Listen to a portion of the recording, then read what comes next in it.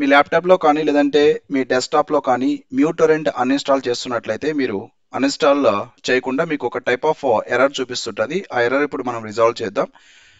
ఇది ఒకసారి చూద్దాం మనం ఎర్రర్ ఫస్ట్. దీనికి కంట్రోల్ ప్యానల్లోకి వెళ్ళాలి. కంట్రోల్ ప్యానల్లోకి వెళ్ళిన తర్వాత సో నేనైతే కంట్రోల్ ప్యానల్ ఓపెన్ చేస్తున్నా.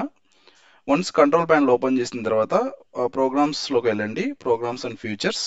ఇక్కడ నుంచి మీరు అన్ఇన్స్టాల్ చేయొచ్చు. మీ సిస్టంలో ఇన్స్టాల్ చేసుకోనటువంటి ఏదైనా సాఫ్ట్వేర్ మీరు అన్ఇన్స్టాల్ చేయొచ్చు. ఇక్కడైతే నాకు ఫస్ట్ మ్యూటరెంట్ కనిపిస్తుంది కదా, దీన్ని నేను అన్ఇన్స్టాల్ చేయాలి. వన్స్ దాని మీద క్లిక్ చేసిన తర్వాత ఇక్కడ అన్ఇన్స్టాల్ అని చూపిస్తుంది కదా, అన్ఇన్స్టాల్ మీద క్లిక్ చేసిన తర్వాత ఈ ఎర్రర్ వస్తుంది. ఎర్రర్ చూడండి, you do not have sufficient access to uninstall uTorrent, please contact your system administrator అనేటువంటి ఎర్రర్ చూపిస్తుంది.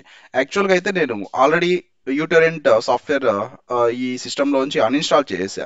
బట్ ఈ ఫైల్ మరలా ఎక్స్ట్రా ఫైల్ ఉంది. ఈ ఎక్స్ట్రా ఫైల్ నేను తీసేయాలనుకున్నట్లయితే ఈ విధంగా ఈ ఎర్రర్ అయితే చూపిస్తుంది. దీన్ని ఎలా రిజాల్వ్ చేయాలనేది ఇప్పుడు మనం క్లియర్గా చూద్దాం.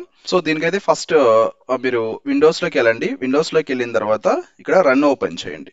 సో రన్ సిస్టమ్ అని ఉంది కదా, దీన్ని ఓపెన్ చేయండి. సో వన్స్ ఓపెన్ చేసిన తర్వాత ఈ విధంగా ఓపెన్ చేసిన తర్వాత దీంట్లో అయితే మీరు REGEIT సో ఇది టైప్ చేసిన తర్వాత ఓకే క్లిక్ చేయండి. వన్స్ దీన్ని ఓపెన్ చేయండి, ఇది ఎక్స్పాండ్ చేయండి. HKEY కరెంట్ యూజర్ ఉంది కదా, దీన్ని ఎక్స్పాండ్ చేస్తే దీంట్లో మీకు సాఫ్ట్వేర్స్ ఉంటుంది. సాఫ్ట్వేర్స్ని ఎక్స్పాండ్ చేయండి. ఇక్కడ మీకు మైక్రోసాఫ్ట్ ఉంటుంది, మైక్రోసాఫ్ట్ని ఒక్కసారి ఎక్స్పాండ్ చేయండి. మైక్రోసాఫ్ట్ ఎక్స్పాండ్ చేయండి అండ్ ఇక్కడ విండోస్ ఎక్స్పాండ్ చేయండి. విండోస్ ఎక్స్పాండ్ చేసిన తర్వాత కరెంట్ వర్షన్ ఎక్స్పాండ్ చేయండి. ఇక్కడ అన్ఇన్స్టాల్ అనేది కదా, సో ఈ ఫోల్డర్ ఎక్స్పాండ్ చేయండి. సో దెన్ ఇక్కడ మీకు యూటోరెంట్ అని ఉంటుంది. ఇక్కడ యూటోరెంట్ చూసారు కదా. సో వన్స్ యూటోరెంట్ మీద క్లిక్ చేసిన తర్వాత ఇక్కడికి వస్తే మీకు అన్ఇన్స్టాల్ స్ట్రింగ్ అని ఉంటుంది. సో దీన్ని అయితే ఒకసారి క్లిక్ చేయండి. క్లిక్ చేసిన తర్వాత సో మీకు ఇక్కడ ఈ విధంగా వస్తుందండి. వాల్యూ డేటాలో ఫస్ట్ వచ్చేసి యాష్ ఉంది కదా, సో ఈ యాష్ రిమూవ్ చేయండి. ఈ యాష్ రిమూవ్ చేసి ఓకే క్లిక్ చేయండి. సో దెన్ మీరు దీన్ని క్లోజ్ చేసి యూటోరెంట్ ఇప్పుడు నేను అన్ఇన్స్టాల్ చేయడానికి ట్రై చేస్తున్నా, చూడండి.